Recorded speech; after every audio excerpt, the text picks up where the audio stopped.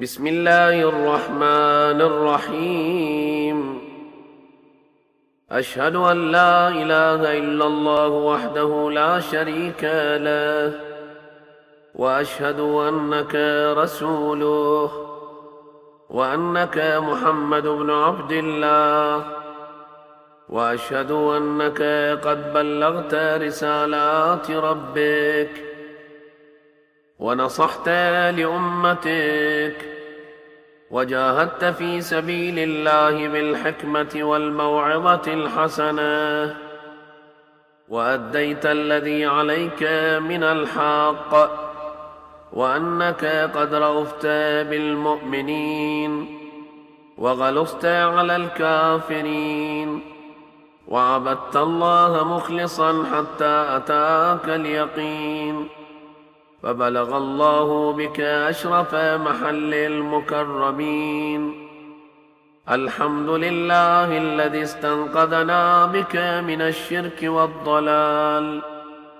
اللهم صل على محمد وآله، واجعل صلواتك وصلوات ملائكتك وأنبيائك والمرسلين وعبادك الصالحين وأهل السماوات والأرضين ومن سبح لك يا رب العالمين من الأولين والآخرين، على محمد عبدك ورسولك ونبيك وأمينك ونجيبك وحبيبك وصفيك وصفوتك وخاصتك وخالصتك وخيرتك من خلقك، وأعطه الفضل والفضيلة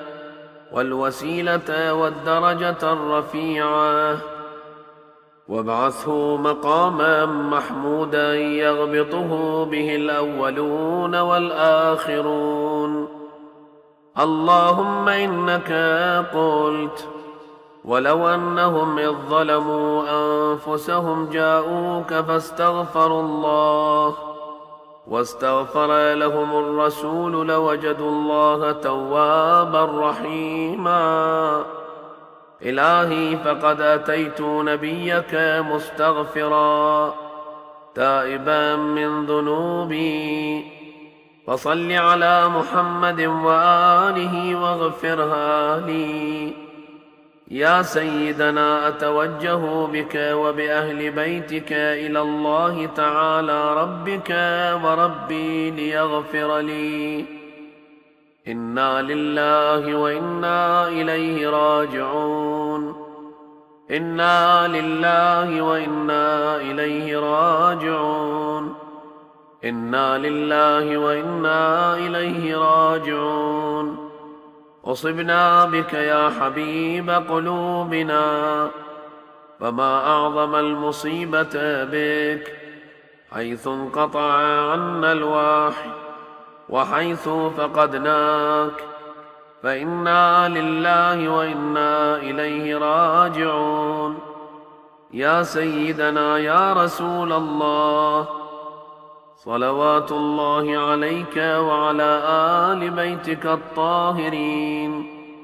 هذا يوم السبت وهو يومك، وأنا فيه ضيفك وجارك، فأضفني وأجرني، فإنك كريم تحب الضيافة ومأمور بالإجارة، فأضفني وأحسن ضيافتي، وأجرنا وأحسن إجارتنا، بمنزلة الله عندك وعند آل بيتك، وبمنزلتهم عنده، وبما استودعكم من علمه، فإنه أكرم الأكرمين.